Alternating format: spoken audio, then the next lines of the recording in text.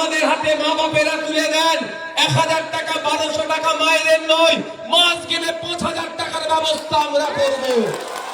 তার পরিবর্তে কিছু কাজ রাজ্য বুঝে নেবে। আমাদের হরিসাধন বাবু অত্যন্ত আমাদের ভালোবাসার মানুষ, সেই ভালোবাসার জায়গা থেকে আমাকে অনেক বড় জায়গায় দেখছে। আমি অত বড় জায়গায় যাবার মতো ইচ্ছেও নেই বা অত বড় মানুষ আমি নয়, কিন্তু আমরা চাই নওশাদ সিদ্দিকী, হরিসাধন বাবু, আমাদের কংসারী বাবু, হাফিজুল মাস্টাররা এক থাকবো, এক থেকে একটা সুষ্ঠু সমাজ ব্যবস্থা গড়ে তুলবো।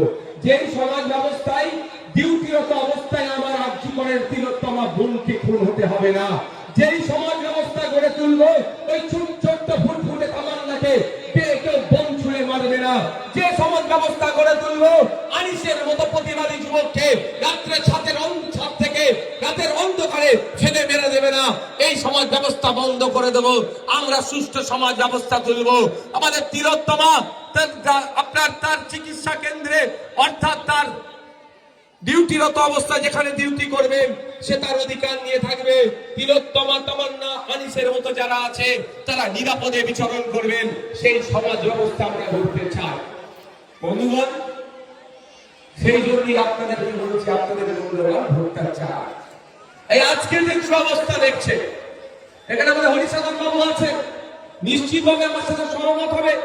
কদিন আগে বিজেপি নেতা অসীম সরকার যেভাবে কুরআন শরীফকে নিয়ে বাজে মন্তব্য করেছে, এই মন্তব্যের বিরুদ্ধে রাজ্য সরকার কিন্তু কোনো ব্যবস্থা গ্রহণ করেনি। আমরা আমাদের উদ্যোগে প্রায় 900 অভিযোগ দায়ের করেছিলাম। দুর্ভাগ্য সরকার, আমরা এমন সরকার তৈরি করেছি এখনো একটা এফআইআর করেনি।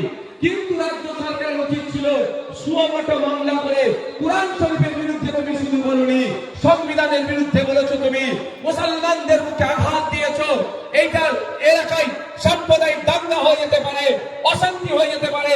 সুতরাং ওই সমাজ বিরোধী আমি মনে করি ওকে ধরে জেলের মধ্যে রাখা দরকার ছিল।